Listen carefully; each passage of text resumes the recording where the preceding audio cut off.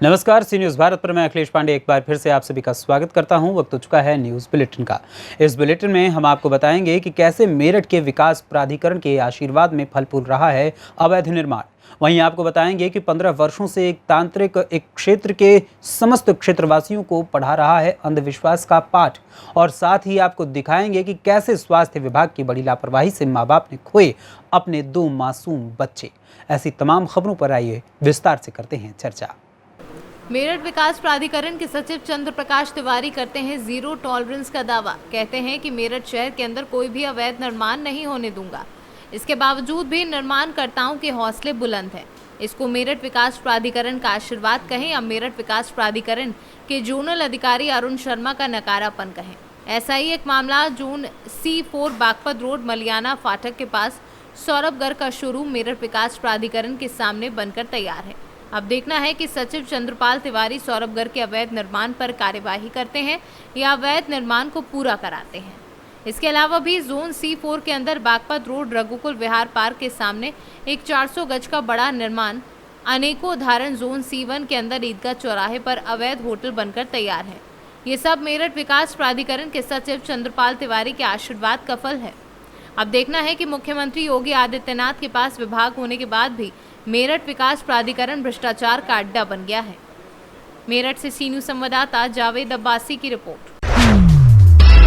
तहसील मिल्कीपुर के थाना खंडासा क्षेत्र में स्थित ग्राम सभा टेसर के पांडे के पूर्वा में लगभग 15 वर्षों से पूरी तरह से अनपढ़ और अशिक्षित मनसाराम पुत्र राम केवल नाम का एक फर्जी तांत्रिक समस्त क्षेत्र के क्षेत्रवासियों को अंधविश्वास फैलाकर सैकड़ों देवताओं को अपने बस में बताकर और सरकार द्वारा सुरक्षित व सरकारी जमीन में मजार बनाकर लोगों को इस्लाम धर्म के देवताओं की पूजा करने पर मजबूर करता है और खुद टोपी लगाकर नमाज पढ़ता है तथा लोगों से संतान होने के नाम पर व बीमारी ठीक करने के नाम पर हजारों लाखों रुपए अटता है। आए दिन क्षेत्र के सभी चौराहों पर बड़ी संख्या में टोटके का सामान, अंडा, रथ, खड़ाऊ, मिठाई, वस्त्र आदि बहुत सारे सामान चढ़े हुए मिलते हैं, जिससे रास्ते में आते जाते लोग भयभीत हो जाते हैं और भूत प्रेत की आशंका उनके मन में समा जाती है। क्षेत्र में इन तांत्रिकों ने अपना ऐसा सिक्का जमा लिया है कि कई बार पत्रकारों के जाने के बाद भी व पुलिस प्रशासन के द्वारा मना करने पर भी ये अपनी पहुंच के बल पर किसी की सुनने को तैयार नहीं है। अयोध्या से सी न्यूज़ संवाददाता सुनील तिवारी की रिपोर्ट। महू तहसील के बाई ग्राम में स्वास्थ्य विभाग की बड़ी लापरवाही का मामला सामने आया है। ग्राम में एक मजदूर परिवार ने स्वास्थ्य विभाग की लापरवाही के चलते अपने 2 मासूम बच्चों को खो दिया।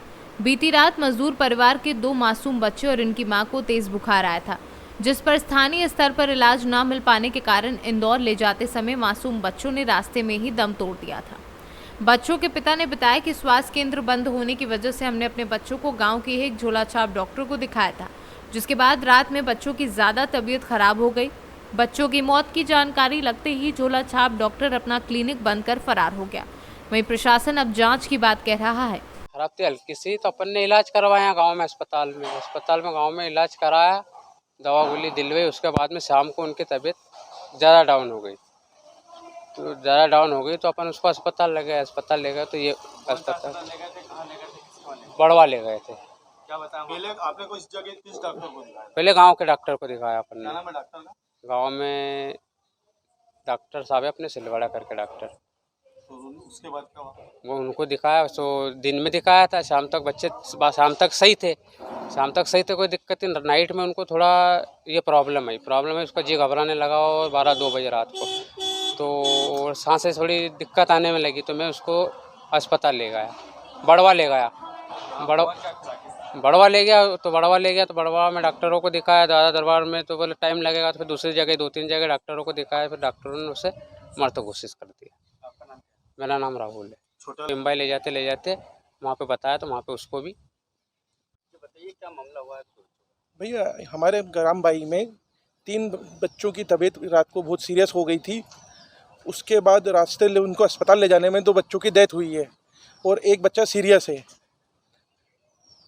भाई साहब, जो आपका यहाँ पे ये जो सामूहिक स्वास्थ्य केंद्र है, ये सिर्फ एक स्वास्थ्य विभाग का दिखाने के लिए यहाँ पे बनाया गया है।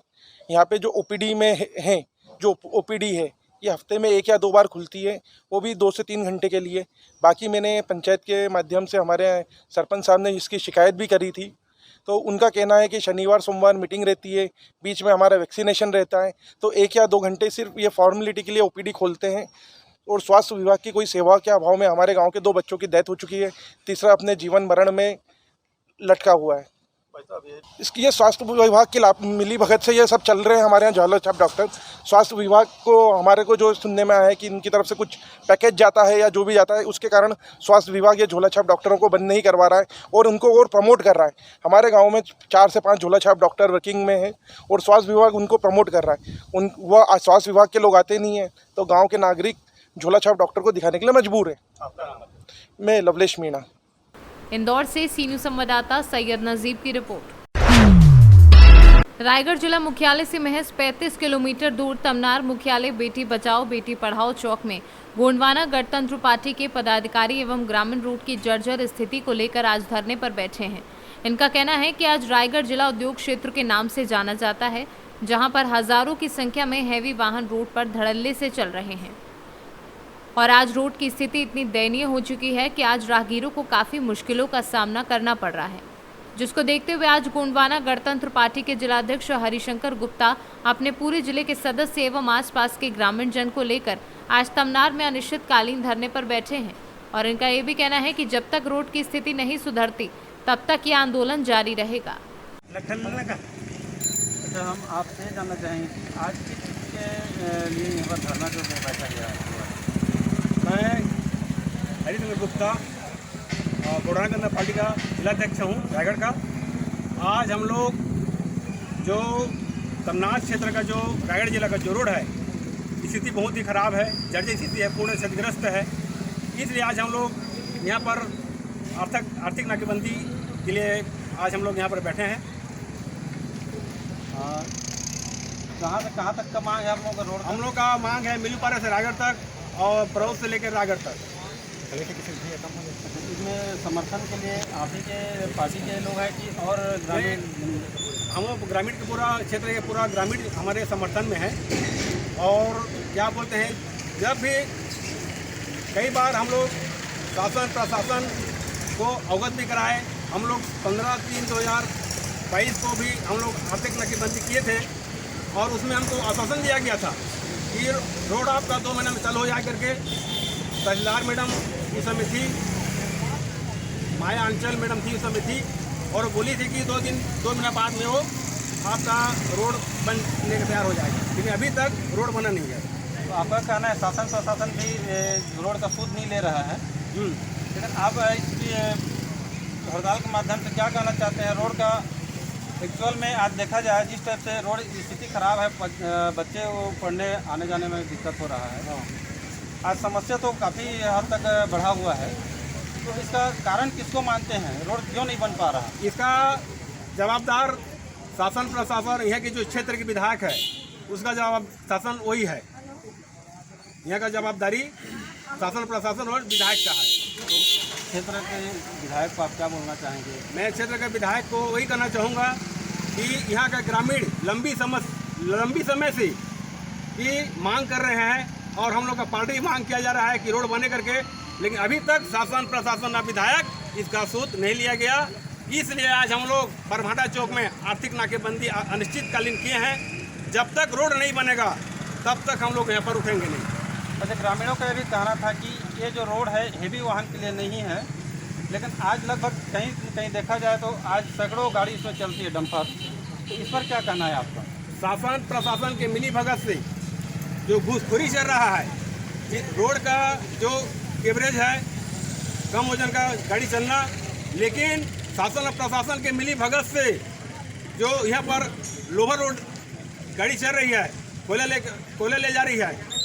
रायगढ़ से सी न्यूज़ संवाददाता सरोज श्रीवास की रिपोर्ट। सुपौल जिला के मरोना थाना अंतर्गत बसकोरा में जन्माष्टमी के शुभ अवसर पर 19 अगस्त से 28 अगस्त तक मेले का आयोजन किया गया। मरोना थानाध्यक्ष को मेला लगने की नहीं है जानकारी। दरअसल आपको बता दें कि सुपौल जिला के मरोला थाना क्षेत्र के बसकोरा मरोना निर्मलीय पथ पर 19 अगस्त से 28 अगस्त तक मेले का आयोजन किया गया है। इस मेले में अश्लील गाने सहित विभिन्न तरह की घटनाएं बारंबार घटित हो रही हैं, लेकिन थानाध्यक्ष को जब इस मेले के बारे में जानकारी दी गई तो थानाध्यक्ष ने बताया कि हमारे क्षेत्र में मेला नहीं लगा है और मेले के बारे में हमें कुछ जानकारी नहीं है। बाकी इस ऑडियो के माध्यम से आप जान सकते हैं थानाध्यक्ष से क्या बातचीत की गई। Hello hello. हाँ हेलो, जी सर नमस्कार, हम पंकज बोल रहे हैं टीवी न्यूज से सुपौल से। कौन न्यूज़ से?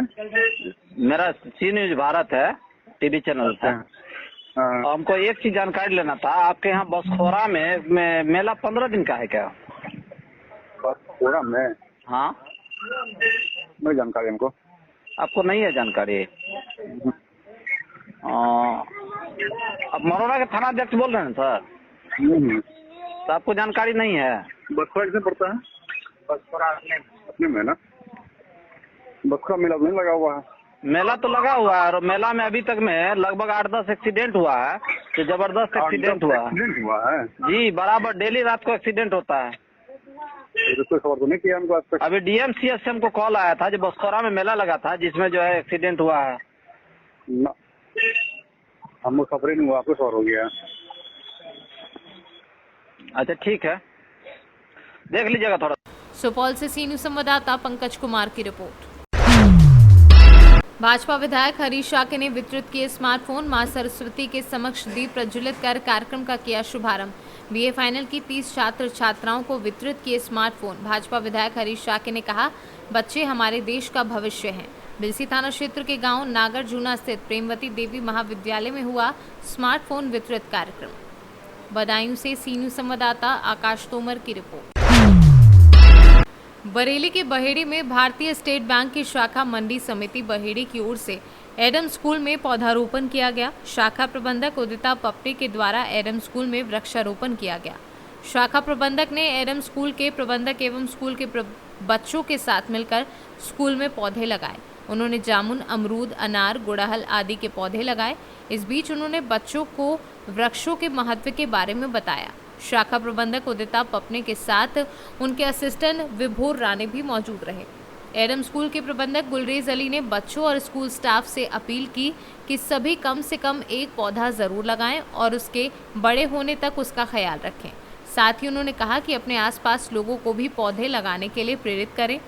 स्कूल प्रबंधक गुलरेज अली ने बच्चों को शपथ दिलाई कि वह नेचर का ख्याल रखेंगे और अपनी धरती को हरा भरा बनाएंगे। बरेली से सीनू संवाददाता अब्दुल वाजिद की रिपोर्ट। धार नगर के दीनदयालपुरम कॉलोनी के रहवासियों ने धार जिला पुलिस अधीक्षक आदित्य प्रताप सिंह को एक ज्ञापन सौंपा। इस ज्ञापन में साफ तौर पर लिखा गया था कि विगत दिनों दीनदयालपुरम में एक सेक्स रैकेट पकड़ा गया था, जिसके कारण हमारी कॉलोनी की बड़ी बदनामी हुई है। कॉलोनी वासियों ने पुलिस अधीक्षक को साफ तौर पर कहा कि आगे से इस प्रकार की पुनरावृत्ति ना हो, उसके लिए कड़ी से कड़ी कार्यवाही करें। इस पर पुलिस अधीक्षक आदित्य प्रताप सिंह ने कहा कि मैं कड़ी से कड़ी कार्यवाही करूंगा। हाँ जी, आपका नाम बताएं। मैं चैतन्य त्रिपाठी एडवोकेट दीनदयालपुरम कॉलोनी में निवास करता हूँ। आज हमने श्रीमान पुलिस अधीक्षक महोदय को पूरी कॉलोनी की तरफ से जो है एक ज्ञापन दिया है। उस ज्ञापन में प्रमुखता जो है वो पिछले समय कुछ 2-4 दिन पहले जो है वो देह व्यापार में संलिप्त कुछ लोग पकड़ाए हैं। पुलिस ने उनको रंगे हाथ पकड़ा है। उसके संबंध में ज्ञापन देने आए थे और हमने श्रीमान पुलिस अधीक्षक महोदय से मांग की है कि कॉलोनी में जो समस्याएं हैं और इस प्रकार के जो किराएदार जो आते हैं, नए नए किराएदार आते हैं जिनकी जानकारी भी मिलती नहीं है, ऐसे किराएदारों की सूची और पुलिस थाने के माध्यम से जो है वो किराएदारों के नाम जानकारी हो। और प्लस दूसरा ये है कि जो अपराधी पकड़ाए हैं और मकान मालिक जिन्होंने किराए से दिया था, इनके सबके विरुद्ध जो है वो सख्त से सख्त कार्रवाई हो, ताकि आम जनता को इस प्रकार के अवैध अपराध जो है उनसे किसी का मतलब, चूँकि कॉलोनी में लोग रह रहे हैं और ऐसे मतलब उनके बीच में जो है इस प्रकार की गतिविधियां हुई हैं, तो उससे कॉलोनी में रोष है और इसीलिए हम आज ज्ञापन देने आए थे। आपका क्या कहना पड़ा? हाँ, आपका नाम बताइए। Doctor VK Sharma. हम लोग आज ज्ञापन देने इसलिए आए थे कि हमारे दीनदयालपुरम कॉलोनी में कुछ अवैध गतिविधियां हुई थी। वहाँ का माहौल काफ़ी ख़राब हो रहा है और आगे पुनरावृत्ति नहीं हो, इस कारण से SP साहब को ज्ञापन दिया गया है। और हम चाहते हैं कि वहाँ का जो कॉलोनी की क्रेज है वो ख़राब नहीं हो। लोगों का ऐसा मानना है कि उधर हमेशा गतिविधियाँ होती हैं, बट वहाँ ऐसा नहीं हो, इसलिए साहब को कहा है। और एक पुलिस चौकी के लिए भी हमने ज्ञापन दिया गया है। साहब ने कहा है देखते हैं उसके लिए। धार से सी न्यूज़ संवाददाता प्रकाश जोशी की रिपोर्ट। महाराजगंज जनपद के पनियारा थाना क्षेत्र स्थित रुदालपुर गांव में बीते मंगलवार की देर रात गांव के बाहर मां बेटी पर हुए धारदार हथियार से हमले में 17 वर्षीय बेटी की हत्या के मामले का पुलिस ने घटना से महज 36 घंटे के भीतर ही खुलासा करते हुए हत्या के मामले में मृतका के पिता सहित उसके एक साथी को गिरफ्तार किया है। वहीं दोनों आरोपियों के कब्जे से पुलिस ने हत्या में इस्तेमाल किए गए चाकू को भी बरामद कर लिया है। पुलिस की पूछताछ में आरोपी पिता ने बताया कि पत्नी और बेटी का चाल चलन ठीक नहीं था, जिससे वह बेहद आहत रहता था। इन्हीं बातों से परेशान होकर उसने दोनों की हत्या करने की ठानी थी। औरत जो है वो कैरेक्टरलेस थी, लड़की जो थी वो भी कैरेक्टरलेस थी, 3-4 बार भाग चुकी थी। मेरे घर पे मेरे पिताजी को भी मार रहे थे सब। मैं तंग आ गया था ज़िंदगी से, इसके लिए एक कदम मैं जाके उठाया। सर इनके सपोर्ट किए थे, जैसे हमको भी पैसा बहुत ज़रूरी था, मैं भी कहीं पैसा लिया था, गाड़ी खरीदा था, उसमें गाड़ी फ्रॉड गाड़ी दे दिया लो, तो उसके बाद से हमारा ऐसे ही पैसा बहुत करता। कितने पैसे लिए थे कि ये कितना? सर 50 से 60 हज़ार लिया हूँ। कितने में डील हुआ था? सर 2 लाख का डील हुआ था। 2 लाख में हत्या करने के लिए डील हुआ? हाँ, तो सर मैं हत्या करने के लिए डील नहीं हुआ था सर, उसको बस धमकाने के लिए हुआ था कि देखिए, जैसा कि आप सभी को विदित है कि अभी से लगभग 36 घंटे पूर्व हमारे जनपद में एक सनसनीखेज घटना हुई थी। थाना पनियरा अंतर्गत रिंकी मदेशिया और काजल मदेशिया जो माता और बेटी हैं, इनके ऊपर जानलेवा हमला हुआ था धारदार हथियार से, जिसमें जो उनकी सुपुत्री थी काजल मदेशिया, उनका देहांत हो गया है और जो माता जी हैं उनको गंभीर अवस्था में मेडिकल कॉलेज में एडमिट कराया गया है इलाज हेतु। इस प्रकरण में पुलिस की कई टीमें, जिसमें जॉइंट रूप से एसओजी की टीम, थाने की टीम और सभी अधिकारीगण लगे थे और इसका सफल अनावरण कुछ ही घंटों के भीतर किया गया है। और इसमें जो अभियुक्त जो गिरफ्तार हुए हैं वो संजय मदेशिया, जो मृतका के पिता हैं और जो घायल महिला है उसके पति हैं, और इनका मित्र मंजीत कुमार महतो, इन दोनों के द्वारा ये घटना कारित की गई थी। और घटना में प्रयुक्त मोटरसाइकिल, घटना में प्रयुक्त आला कतर जो चाकू है जिससे इन्होंने हमला किया था, तथा जिस मोबाइल जिसके माध्यम से इन्होंने संपर्क करके उनको बाहर बुलाया था, उन सभी के साथ इनकी गिरफ्तारी की गई है। और टीम द्वारा समयबद्ध तरीके से एक अच्छे अनावरण के दृष्टिगत पूरी टीम को 15,000 रुपये के इनाम से। हत्या की सर मुख्य वजह क्या रही है सर? हत्या की मुख्य वजह ये थी कि ये जो हैं इनके दिनचर्या से, इनके बाकी कार्यकलापों से क्षुब्ध थे इनके पति जो हैं, और इनका टारगेट इनकी पत्नी थी, मगर बेटी भी क्योंकि मौके पे आ गई थी तो उन्होंने उसको भी टारगेट किया। और दूसरा, ये अपने घर से अलग रहते थे और इनकी पत्नी और बच्ची इनके घर में रहा करते थे, और ये अपने घर में स्वयं नहीं रह पा रहे थे। और कई गोरखपुर में कई बाद पत्नी ने अपने पति के ऊपर दाखिल कर रखे थे मेंटेनेंस के खर्चे के, उससे ये लगातार क्षुब्ध रहते थे और ये विदेश भी नहीं जा पा रहे थे इन वादों के कारण। तो इन सभी चीज़ों से परेशान होकर इसने इस पूरे घटनाक्रम को रचा और किया है। और इसमें इन्होंने अपने मित्र मंजीत कुमार महतो का प्रयोग किया, उसको रिंकी मदेशिया के फ़ोन के माध्यम से उसका संपर्क स्थापित करवाया, उससे बातचीत करवाई और उस लड़के ने कॉन्फिडेंस में लेके कुछ पैसे देने के नाम पे इनको बाहर बुलवाया, और जहाँ पर ये पहले से घात लगा के बैठे थे धारदार हथियार के साथ, और दोनों ने मिलकर फिर ये पूरी घटना को कारित किया। सर, संजय ने दूसरी शादी भी की है? ये इनकी दूसरी शादी है, ये लगभग 2 वर्ष पहले, और दूसरी शादी से इसको एक बेटी भी है जैसा इनके द्वारा अवगत कराया गया है। और इनके 3 बच्चे पहली शादी से हैं, और इनका ये भी मानना है कि शायद इनका जो छोटा बच्चा वो इनका नहीं है। इस प्रकार की कई सारी बातों को लेकर शुभ थे, जैसा अभी तक की पूछताछ में निकल के आया है। गहनता से सभी बिंदुओं पर भी विवेचना प्रचलित है, और जो बातें निकल के आएंगी उनको भी विवेचना में समाहित किया। महाराजगंज से सी न्यूज़ संवाददाता अंगद शर्मा की रिपोर्ट। निर्माणाधीन मकान की छत पर सेंटरिंग का काम कर रहे 40 वर्षीय मजदूर की वहां से गुजर रही 11,000 वोल्ट की हाई टेंशन बिजली की तार की चपेट में आने से मौके पर ही दर्दनाक मौत हो गई। परिजनों ने इस मौत के लिए ठेकेदार व मकान मालिक को जिम्मेदार ठहराया है, क्योंकि बार बार कहने के बावजूद भी इन्होंने वहां से इस बिजली की तार को नहीं हटवाया, जो सरासर दोनों की लापरवाही का नतीजा है। बहरहाल परिजनों की शिकायत पर पुलिस ने ठेकेदार और मकान मालिक के खिलाफ लापरवाही का मामला दर्ज कर आगे की जांच शुरू कर दी है। पूरी घटना जिला रेवाड़ी के गांव भाड़ावास की है। क्या नाम है तुम्हारा? मेरा नाम साका है। कहाँ के रहने वाले? रामपुरा के रहने वाले। क्या बात होगी? और ये भीमा हमारे को बुला के लेकर मेरे भाई को सरिया करी, मैं मना करी, मैं ऊपर वहाँ 11,000 मत जाओ काम पे। तो क्या नाम है तुम्हारे भाई का? मेरे भाई का नाम काड़ू है जी। क्या करता था? सरिया सेंटरिंग का काम। कौन बुला के ले गया? भीमा ले गया। कौन है भीमा? जो सेंटरिंग का सरिया का ठेका लेता है वो। अच्छा, फिर फिर जी वो उसने दुर्घटना होगी वहाँ पे जाके, हमने एक तार जा रहा है केबल का, एक काला केबल का तार जा रहा है मालिक के वहाँ से और वो घर तक नीचे से, उस तार था ना, उस तार से दुर्घटना, वो तार उसने करा ना, उस तार से हो गया वो। करंट आ रहा था? हाँ जी।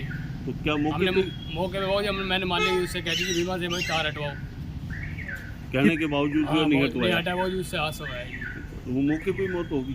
हम मौके पे मौत हो गई हमारे को, तो वो 12 बजे 12:30 बजे फोन आया था बीमा का मेरे पास, और मौत होगी 11:30 बजे वहाँ पे। रात को दिन में होगी वो। कहाँ की घटना है? भाड़ावास होगी। हाँ जी। तो अभी यहाँ लाए हो आप लोग? कल ले आए थे वो जी हम। पुलिस में शिकायत दी आप लोगों ने? पुलिस ने शिकायत करी है। मृतक का क्या नाम था? काला जी। काला, उम्र कितनी थी? 40 साल है जी। कहाँ का रहने वाला था? रामपुरा के रहने वाले हैं जी। तो भाड़ावास में काम कर रहा था? हाँ जी, सरिया सेट काम, दोनों भाई हम यही काम करते हैं। अच्छा, तो ये ठेकेदार है भीमा? हाँ, भीमा ठेकेदार है जी। बुला के ले गया था? हम बुला के ले गया था। भीमा अब है यहाँ? है जी, अब नहीं है जी, चिनाई का काम चल रहा है हमारे घर, खुद जाके देख सकते हो। तो भाड़ावास में कोई ठेका ले रखा था? हाँ, वो ठेका लेता है, वो सरिया सेटिंग वाली पंजाबी है, ठेका लेते हैं ये, इनके पास हम काम करते हैं। क्या नाम है आपका? जी, मेरा नाम सतीश नंबर था। क्या घटना होगी? ये भाड़ावास में सरिया सेटिंग का काम कर रहे थे। वहाँ पे जैसा इन्होंने बताया, ये मेरे रिश्तेदार हैं, कि वहाँ पे तार नंगे थे, केबल भी गुजर रही थी, कुछ जहाँ पे कोई मोटी केबल थी प्लास्टिक के कवर से, वो नंगी पड़ी थी। उस के एवज में इन्होंने मालिक को, ठेकेदार को, दोनों को बताया कि जी यहाँ पे काम करने के लिए जान को खतरा है। उन्होंने काम पे जाने के लिए मना भी कर दिया, लेकिन फिर भी उन्होंने कहा कि नहीं, कुछ नहीं होने वाला, हम वहाँ पे पूरे आपकी सुरक्षा का इंतजाम कर देंगे। वो चले गए कर, और वहाँ पे उन्होंने कोई सुरक्षा का इंतजाम नहीं किया। ठेकेदार उसको चढ़ा के, जो काला मृतक है उसको चढ़ा के नीचे आ गया, उसी दौरान ये दुर्घटना घट गई और वो मौत हो गई। ठेकेदार क्या कहना है? ठेकेदार का कहना है कि मैं तो कह रहा था नीचे उतर आओ, ये उतर के नहीं आया। बाकी ये पूरा झूठ का पुलिंदा बोल रहा है वो, और कुछ नहीं है। फिर हमने पुलिस को रिपोर्ट दी, कल वो FIR दर्ज होगी, अभी पोस्टमार्टम की कार्रवाई। भाई साहब, क्या घटनाक्रम हो गई? एक व्यक्ति की मौत हुई बता रहे हैं। ये कल दिनांक 24/8/22 की बात है। भाड़ावास गांव में किसी कंस्ट्रक्शन का काम चल रहा था, दुकान वगैरह का जी। तो ये लेबरमैन था वहाँ, ये अपने सेटरिंग का काम कर रहा था जी। तो उन्हें सरिया से ऊपर बीडी का तार जा रहा था, उसे सूखे ऐसी मौत हुई। कह रहे 11,000 वोल्टेज की लाइन थी वहाँ? हाँ, 11,000 वोल्टेज। कह रहे ठेकेदार को भी बताया, फिर भी नहीं हटाया क्या? हाँ, फिलहाल तो इन्होंने ठेकेदार और एक मकान मालिक के खिलाफ मुकदमा दर्ज करवाया है। नहीं, किसी तरह के कोई सुरक्षा प्रबंध जो काम कर रहे थे उसके लिए ठेकेदार ने नहीं कर रखे थे? हाँ, वहाँ कोई प्रबंध नहीं थे, सुरक्षा के किसी प्रकार के प्रबंध नहीं थे। लापरवाही के चलते? लापरवाही है ठेकेदार की, जो कोई सुरक्षा उपकरण वहाँ नहीं लगाए हुए। क्या नाम है मृतक का? मृतक का नाम है कालू सन ऑफ जयनारायण, रामपुरा रेवाड़ी के रहने वाले हैं, उम्र 40 साल इनकी।